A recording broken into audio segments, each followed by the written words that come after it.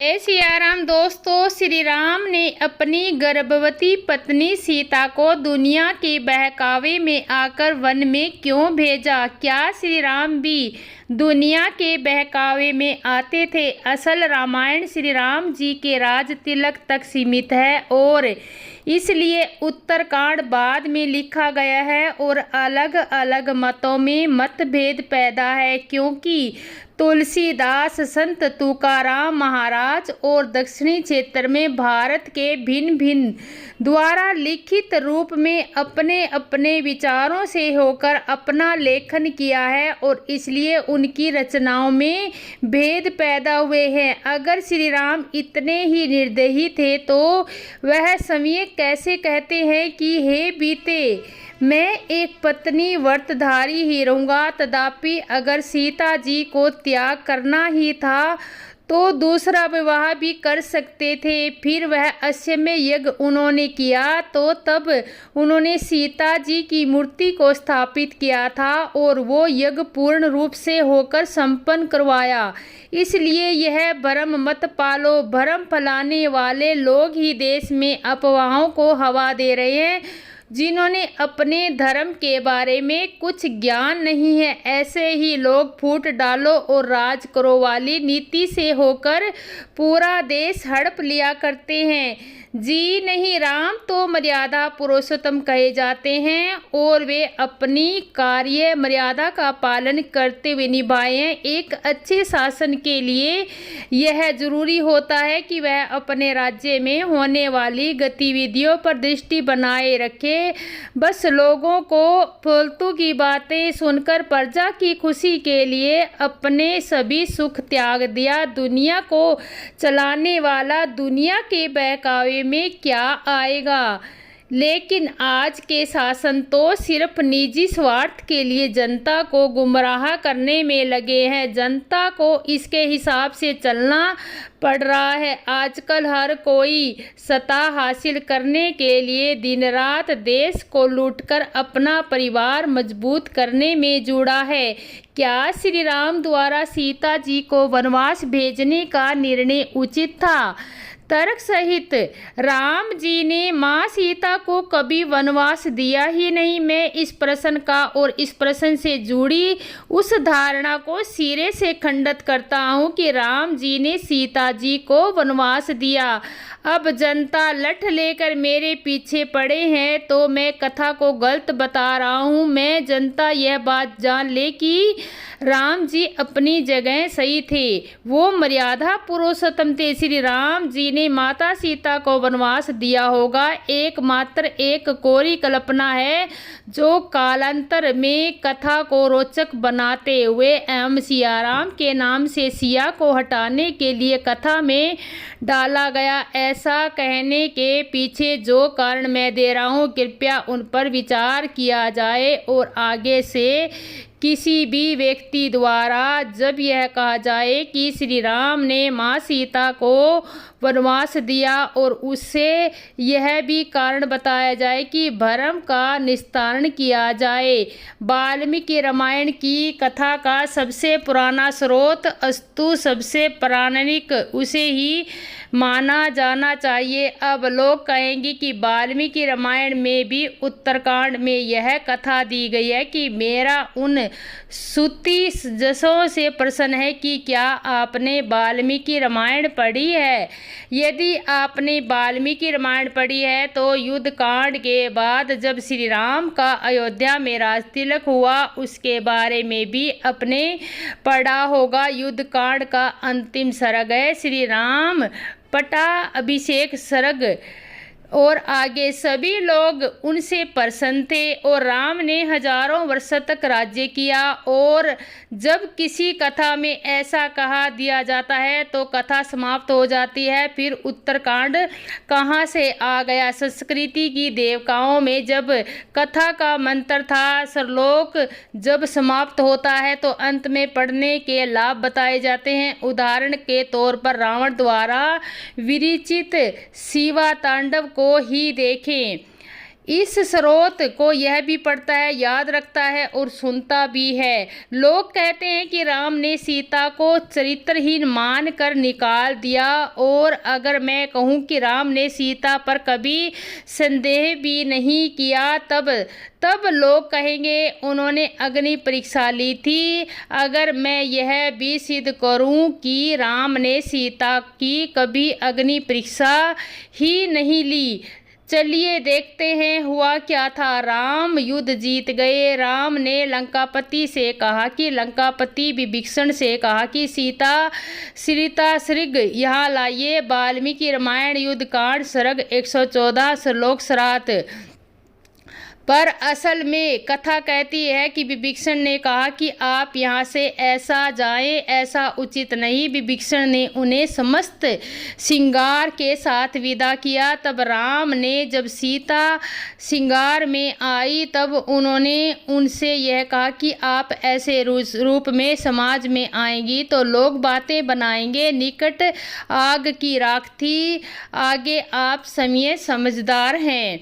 जो पति अपनी पत्नी से इतना प्रेम करता हो कि हर छोटी बड़ी बात का ध्यान रखता हो, वो उसे दूसरे की बात सुनने पर त्याग देगा। असंभव है ऐसा मानना।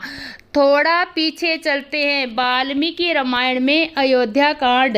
राम को वनवास हो गया। सीता मिथिला की राजकुमारी, जिसने कभी वन का मुख न देखा हो, उसे पहनने को पेड़ की छाल दे दी गई। उन्हें पहनना नहीं आता। उनकी आंखों में आंसू आ गए। कोशिश करने के बाद भी वो नहीं पहन पा रही थी वो छाल। पता है राम ने क्या किया? राम स्वयं आकर वो कपड़े सीता को पहनाए। अयोध्या का राजकुमार जो वनवासी होने जा रहा था, सामज उसे जोरू का गुलाम बोलती है। ऐसा भी नहीं सोचा उसने। आपको लगता है सीता को परित्याग दे देंगे वन में?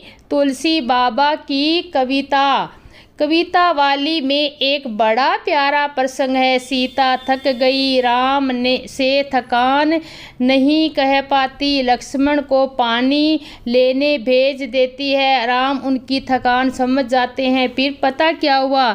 जल को गए लखन है लरिका, परीखो पियो छाछ, घघरी के ढाटे, पोछी पेवसु बेरी करो, अरे पाए पखारियो भुभुसरो साडे। तुलसीदास रघुबीर पिरिया समस्त जानकी, बैठी बिलम को कटक काठे, जानकी नाहा को नेह लखियो, पुलक्यो तन बारी बिलोचन बाटे। देर तक राम ने अपने पैर से कांटे निकालते रहते हैं। राम सीता के ही हैं, सीता राम है, उनके बिना कुछ भी नहीं।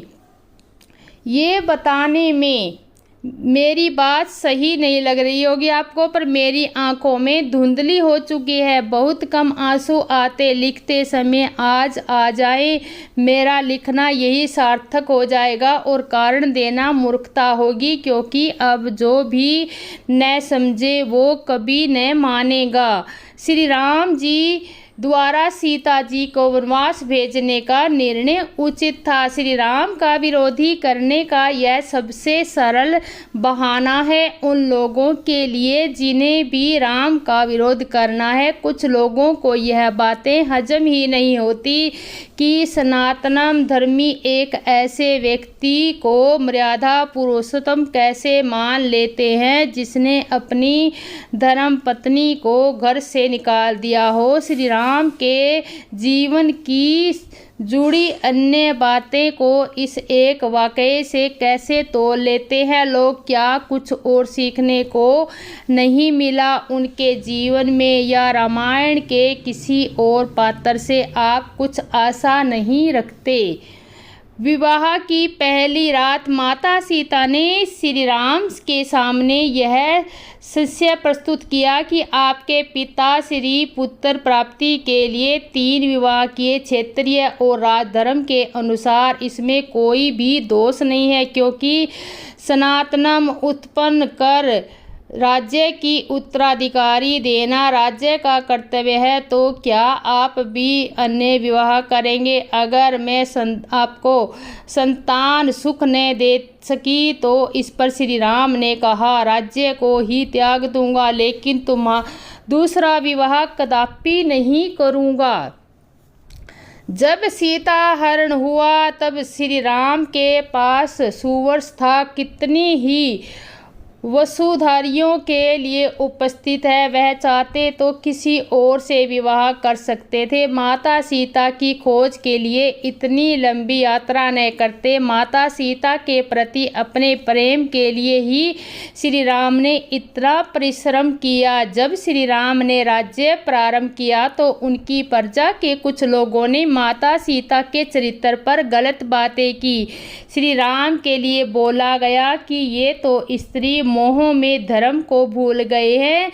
जब श्री राम को यह पता चला तो वे दुखी रहने लगे, लेकिन माता सीता कुछ नहीं कहा। फिर जब माता सीता को पता लगा, उन्होंने श्री राम को कहा कि मैं अयोध्या की महारानी हूँ, ये प्रजा मेरी भी संतान है, इसकी भावनाओं को ध्यान में रखना केवल आपका कर्तव्य नहीं है अपितु मेरा भी है, इसलिए मैं वन को जाऊंगी, आप राज्य को संभालिए।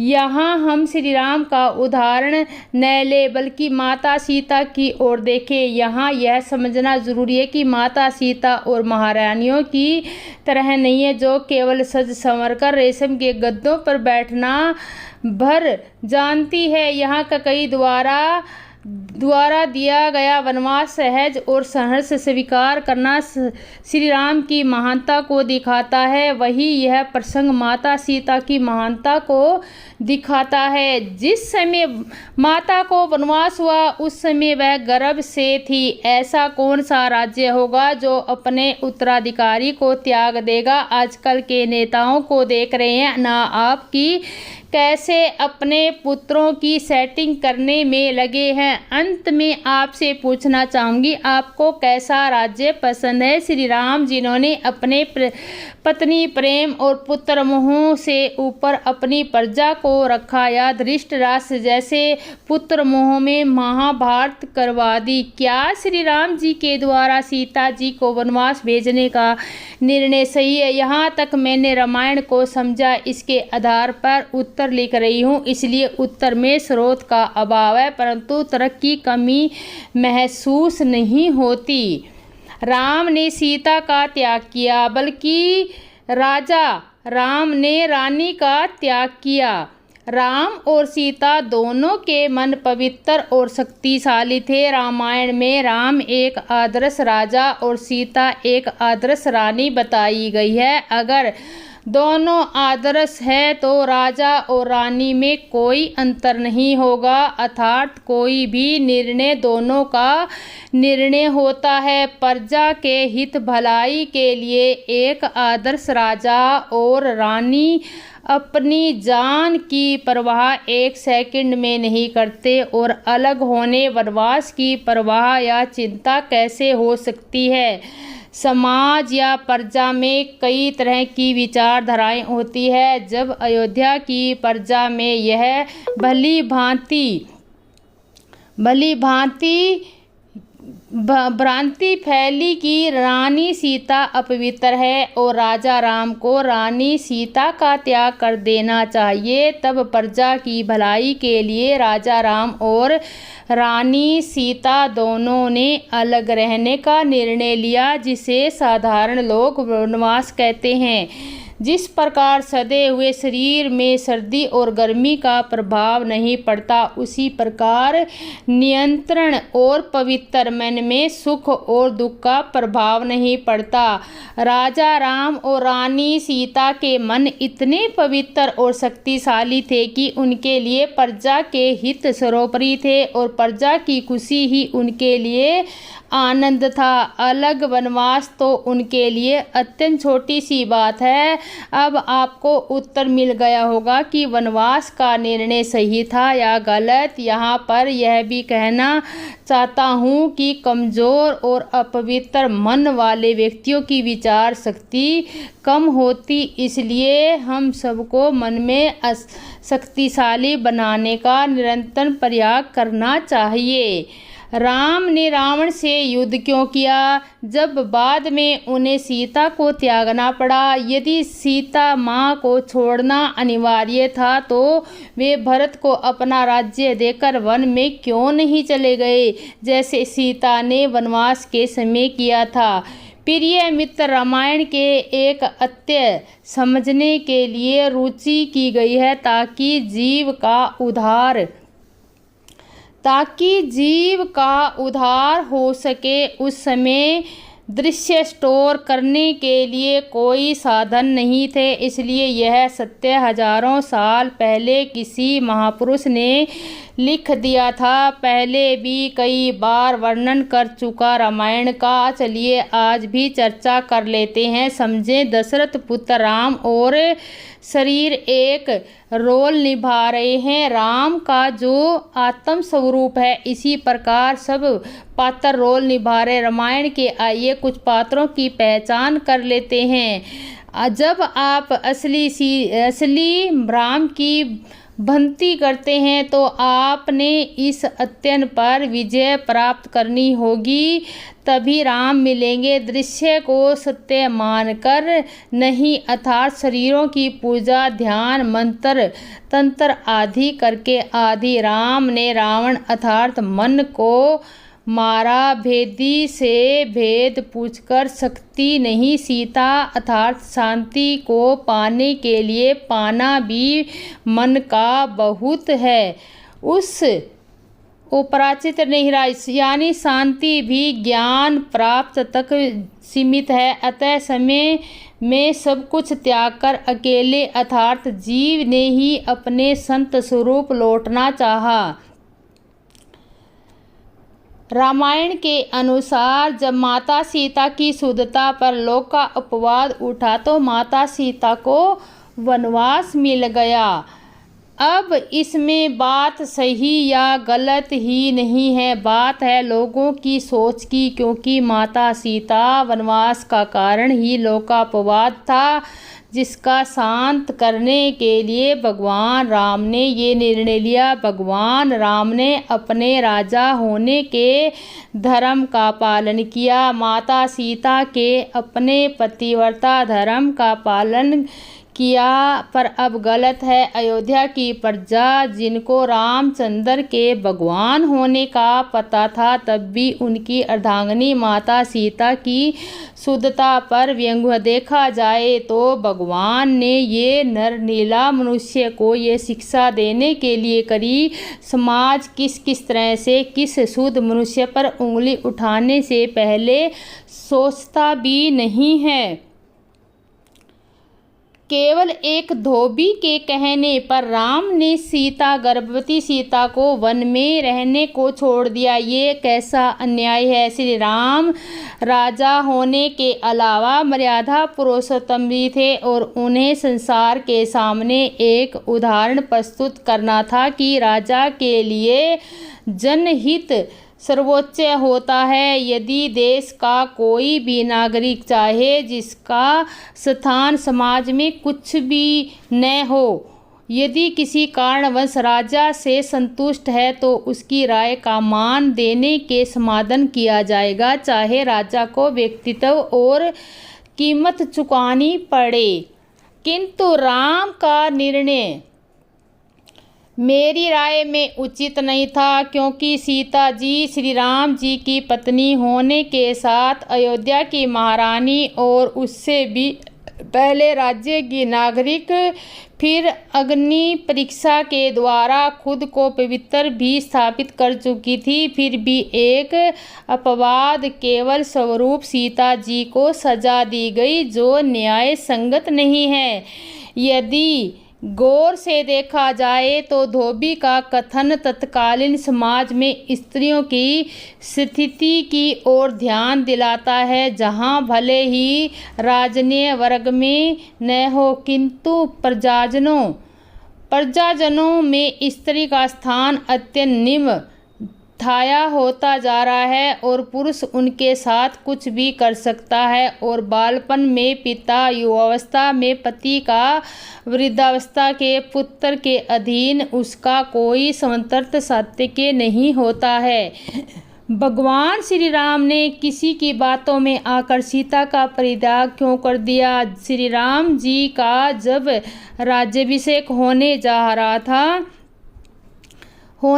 रहा था तो कुलगुरु वशिष्ठ और श्री राम जी के पिता श्री राम महाराज दशरथ जी ने श्री राम जी को एक राजा के कर्तव्य के बारे में सीख दी, पर उन लोगों ने श्री राम जी से कहा कि देखो राम, अब तुम कोई साधारण नागरिक नहीं हो, राज्याभिषेक के पश्चात तुम राजा बन जाओगे। एक राजा का कर्तव्य अपने राज्य की जनता को हर हाल में प्रसन्न और संतुष्ट रखना होता है। जनता को प्रसन्न रखने के लिए यदि राजा को अपने समय के परिवार में से भी किसी का परित्याग करना पड़े तो शहर त्याग ही कर देना चाहिए।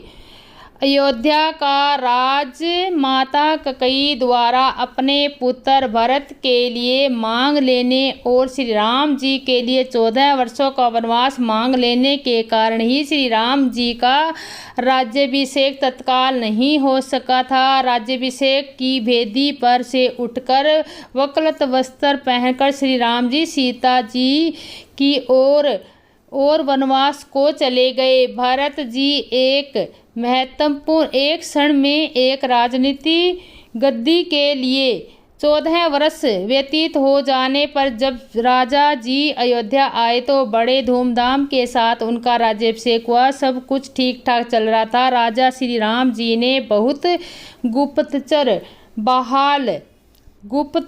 बहाल कर दिए थे, जो रातों में घूम कर देखते थे कि श्री राम जी के प्रति किसी के मन में कोई शिकायत तो नहीं है। गुप्तचर ने एक दिन रात में ही आकर श्री राम जी से कहा, शीर्ध्वज धोबी की धोबिन 4 दिनों से घर में नहीं थी, अब आई तो उन्होंने शीर्ध्वज उसे घर में घुसने नहीं दे रहा। कह रहा है कि वह राम नहीं है जिनकी पत्नी सीता को रावण महीनों अपने पास रखा, फिर भी राम अपनी सीता को अपने घर ले आए। सुनकर श्री राम जी को चक्कर आने लगे। उन्होंने गुप्तचर को भेजकर शीर्ध्वज को बुलाया। उसके आने पर कहा, लेकिन सीता जी की तो अग्नि परीक्षा हुई थी। अग्नि महाराज द्वारा सीता जी की सब प्रकार से शुद्धता का प्रणाम देने पर उन्हें स्वीकार किया। धोबी भी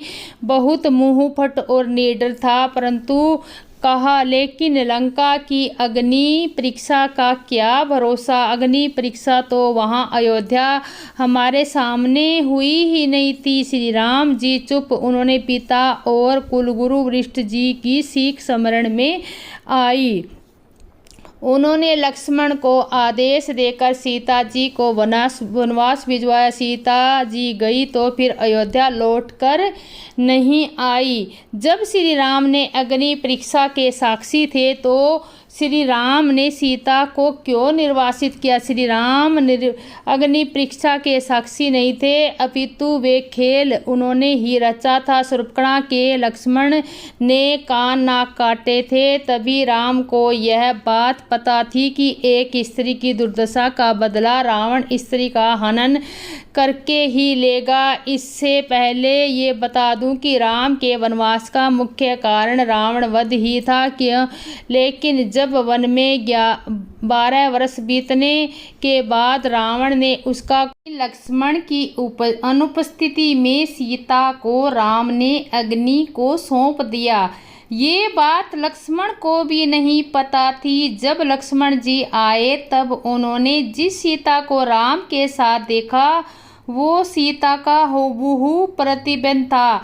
अब यहाँ आश्चर्य वाली बात इसलिए नहीं है क्योंकि राम, सीता और राम सहित चारों भाई दिव्य देहधारी थे। इनका शरीर पंचतत्व से निर्मित नहीं था, इसलिए अग्नि में सीता कैसे रहेगी या प्रतिबंध देहु को छुआ कैसे जा सकता है जैसे प्रश्न व्यर्थ है, क्योंकि वह रामायण माया वे सीता थी। अब आते हैं अग्नि परीक्षा पर, जो हुई ही नहीं। कुछ चौपाइयाँ रामचरितमानस की बताती है। लंका विजय उपरांत जब सीता को ससमान राम के पास लाया गया तो पहले तो राम ने सीता को पैदल चलकर आने के लिए कहा, फिर कुछ बुरे वचन सीता के लिए कहे, क्योंकि यदि राम को यह करते तो सीता को अग्नि से वापस कैसे प्राप्त करते। लेकिन इस पूरे प्रकरण में अग्नि परीक्षा जैसे शब्द का कहीं भी उपयोग नहीं हुआ। पता नहीं इस शब्द की खोज किसने की और क्यों की। खैर, वो तो हुआ ही जिसे फजूल में हम अग्नि परीक्षा कहते हैं। दोहा संख्या 142 लंका कांड। यानी राम ने सीता को अग्नि से वापस प्राप्त करने के उद्देश्य से अग्नि परीक्षा प्रवेश लिया। प्रभु के वचन शीश धरी सीता बोली, मन कर्म वचन पुनीता, लक्ष्मण होहु धर्म के नेकी, पावट प्रगट करहु तुम बेगी।